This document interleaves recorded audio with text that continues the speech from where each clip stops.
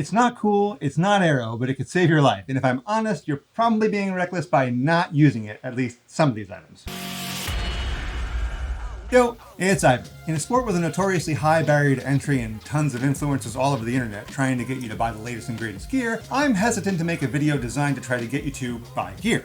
But I think this is incredibly important. This video is not sponsored in any way, and if I put links below, they're only there to help you find the items and not affiliate links. With that out of the way, let's get into it. Lights. If you've been around the channel for a while, you know I like to say that it's important to see and be seen. With that in mind, my first non-negotiable is lights. Daytime, nighttime, it doesn't matter. Lights, particularly when they're used properly, make you more visible. I've got a full video explaining the nuances. I'll leave a link down below the like button, wink. But very briefly, daytime, flashing front and rear, nighttime, solid front, flashing rear. If you can have those lights on things that move, like your legs, even better. That will allow you to be seen. If you need to see at night, you can add brighter lights in the bars or in your helmet, just make sure they're angled appropriately. Camera. Okay, technically these may not help keep you safe physically, but they can help protect your assets. The right camera can capture license plates, record interactions, and show that you are riding safely. I hear you out there saying you can't get someone arrested just because you know the license plate of the car that hit you. That may be the case, but you may be able to use the footage to further your case against an auto insurance company, yours or theirs. For more on that, you can check out this video up here, also linked in the comments.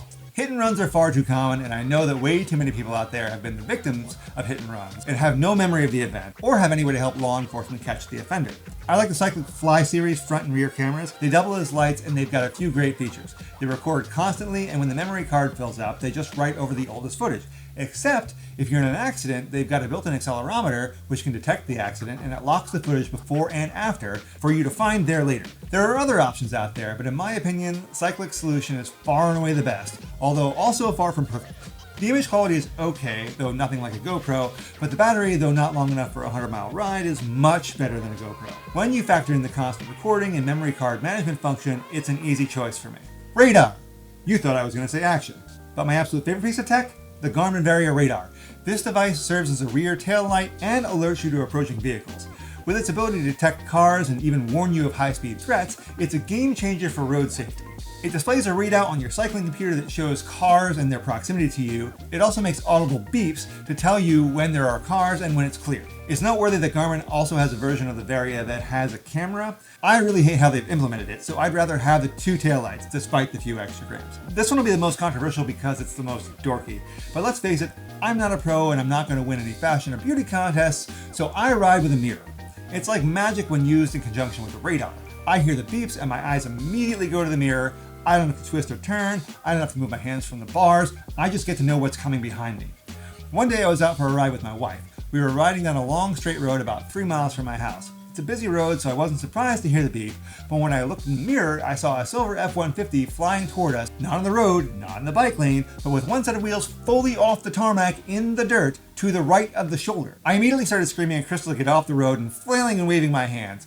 The clearly drunk driver saw us way too close for comfort and laid on the horn at us. Why are you in the middle of the road? Why is the road dirty? He swerved into his lane. Then immediately after passing us, he swerved back off the road into the dirt and almost took out a trash can in the process. After that, he proceeded to swerve all over the road until he was out of sight, which didn't take very long because, as I said, he was flying. Did the mirror save our lives? You can debate that. Maybe you think he saw us the whole time and my flailing and screaming didn't really help us, but we can agree to disagree. Get over yourself and get a mirror.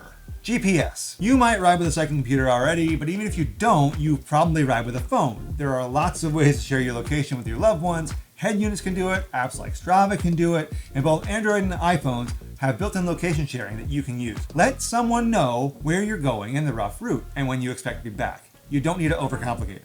Your head.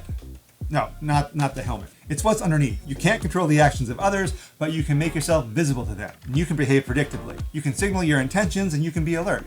You shouldn't ride in fear, but at the same time, you should behave as though everyone is about to make a terrible decision. Obey traffic laws, be courteous to others even if they don't deserve it. You won't get any empathy from them, but some from you can go a long way. Wave to people as they pass by. Pro tip, if you have a mirror and a radar, you'll know when you're about to be passed. Courtesy and empathy on your part make you appear to be the human that you are. All too often we're dehumanized just because we like to go out in spandex in public, or, whatever the reason. The point is, you can't guarantee your safety, but you can control the effort you put into it. Yes, I get it. This gear is expensive. Well, some of it is, but the mirror isn't. And you can get it really cheap and effective lights. If you can figure out a way to fit cameras and radar into your budget, I would urge you to consider doing so. For more practical tips on staying safe on the road, you can click right here. But that's all for now. Thanks for watching, and I'll see you in the next one.